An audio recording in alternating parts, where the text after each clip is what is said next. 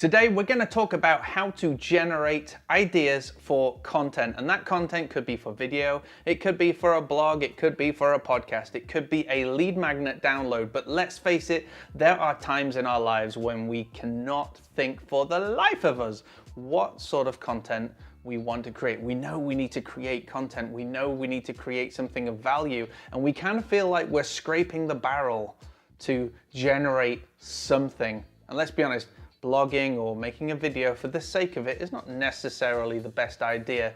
What you want are some great ideas that are going to captivate people, that are going to engage people, and that are going to connect with people. So here are 3 amazing ways that you can generate content ideas. And the first one is something you might not want to do, but that's go ahead and check your email. Yep, there are millions of ideas in your email. If you're like me, you're going to have lots of questions coming in all the time from clients. And think about this.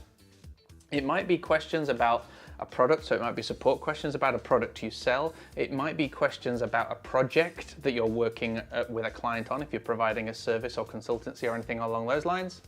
Or it could be a sales question. So you've got a lead and somebody is asking a question about your product or service. All of these questions that are coming in from all of these different sources that are in your inbox are all really valuable for ideas, for content. So you could be covering all of those.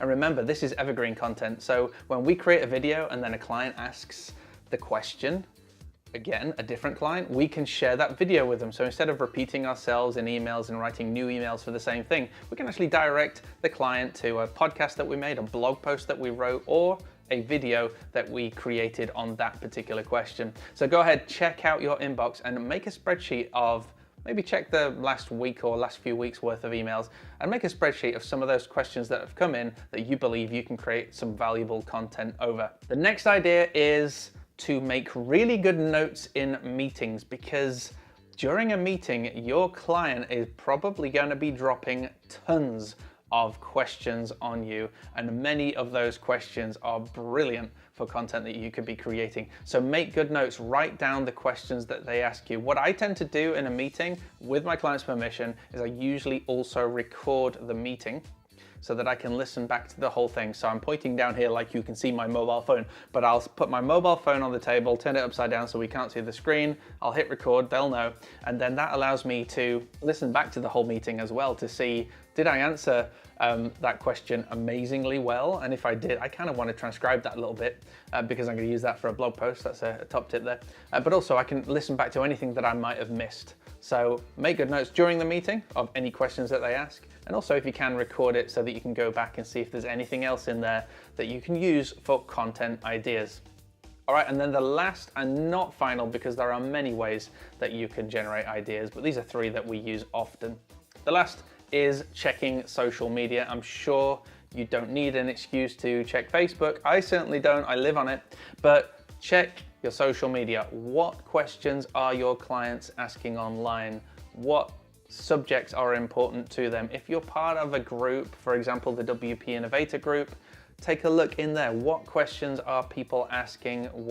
And I don't mean just in the main status, have a look inside of the comments as well. What sort of conversations are going on? You can also check out places like Reddit as well, where there is a vibrant community of people asking questions and providing answers. Take a look and see what is important to your target audience. Grab some of those questions out, and again, continue to build up that spreadsheet. Now, we've got a spreadsheet full of questions that we've been asked via email, things we've seen on social media, things that we've been asked during meetings, etc. So we've got at least 60 different ideas right now of content that we could create. And again, that could be video, could be podcast, could be download, could be blog. We've got an ever-growing list of stuff that we can use and utilize. So if you want to avoid that content creation block, then see if you can follow at least 1 or 2 or even 3 of these ideas. Now, what ways do you generate content ideas? Please leave them below. If you're not a part of the WP Innovator Facebook group, head on over to wpinnovator.com/group. There is also a link in the description. And I feel like I should start now saying what YouTubers say, which is please like and subscribe. If you don't like it, let's keep that a secret. And if you really love it, how's about you share this video as well? Have an awesome day. We'll see you tomorrow.